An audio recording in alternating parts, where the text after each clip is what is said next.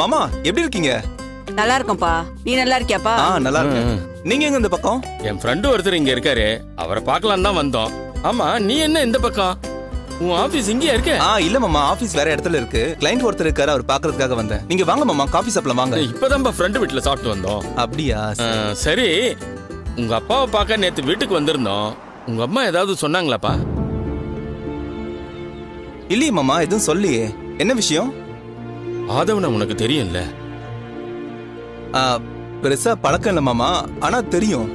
ஆனா அவர் இப்ப துபாயில இருக்காரு. ஆமாப்பா, இப்ப லீவ்ல வந்திருக்கான். அவனையும் கூட்டிட்டு தான் உங்க வீட்டுக்கு வந்திருந்தோம். அவனுக்கு வித்யாவை ரொம்ப பிடிச்சிருக்குப்பா. அவளை பத்தி அவனுக்கு நல்லாவே தெரியும். அவளை கல்யாணம் பண்ணிக்கிறதுல அவன் தீவிரமா இருக்கான்பா. இந்த கல்யாணம் முடிஞ்சா வித்யாவுக்கு ஒரு நல்ல வாழ்க்கை அமையும்பா. மாமா, கேக்குறேன்னு தப்பா எடுத்துக்காதீங்க. வித்யா மேல அவருக்கு உண்மையிலேயே விருப்பம் இருக்கா, இல்ல அனுதாபத்தினால கல்யாணம் பண்ணிக்கணும்னு நினைக்கிறாரா? நாங்களே இந்த கேள்வியை கேட்டோம்ப்பா. அவனுக்கு நிஜமாவே வித்யா மேல விருப்பம் இருக்கு. குணத்திலையும் அவன் ரொம்ப நல்ல டைப்புப்பா. வித்யா எங்களுக்கு பொண்ணு மாதிரி. அவளுக்கு நாங்க தப்பான ஆளை கொண்டு வர மாட்டோம்ல. இத நீங்க சொல்ல மாத்த, எனக்கு சின்ன ஒரு டவுட் இருந்துச்சு, அதான் கிளாரிஃபை பண்ணேன். வித்யாக்கு இந்த மாதிரி ஒரு வாழ்க்கை அமையணும் தான் நாங்க எல்லாரும் வேண்டிக்கிட்டு இருக்கோம். அதுவும் உங்க மூலமா அமையறதுல எனக்கு ரொம்ப சந்தோஷம். சரி, அம்மா வித்யாவை என்ன சொன்னாங்க? அவங்களுக்கு இதுல சம்மதம் தானே? இல்லப்பா. ஏன் அத்தை, இந்த மாப்பிள்ளை வேணான்னு சொல்றதுக்கு எந்த காரணமும் இல்லையே? அது உனக்கு புரியுதுப்பா, வித்யாவுக்கு புரியலையே. அவ யாரையோ. நீ இருமா, நான் பேசிக்கிறேன். அருண், வித்யாவும் வேதாவும் பிடி கொடுத்து பேசலப்பா. ஏதோ காரணம் சொல்லி இத தட்டி கழிக்க தான் பாக்குறாங்கப்பா.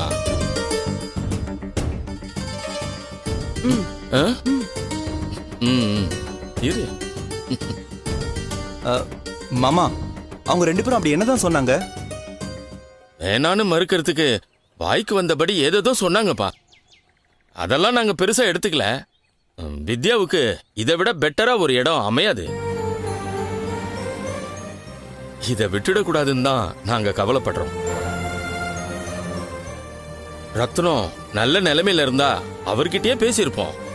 அவர் இடத்துல இருந்து அந்த குடும்ப பொறுப்பை நீ தானப்பா பாத்துக்கிற.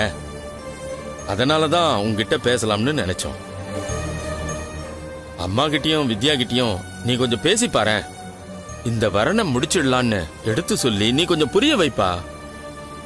மாமா, வித்யாவுக்கு ஒரு நல்ல வாழ்க்கை அமையணும்னா நான் பேசுறதுக்கும் தயாரா தான் இருக்கேன்.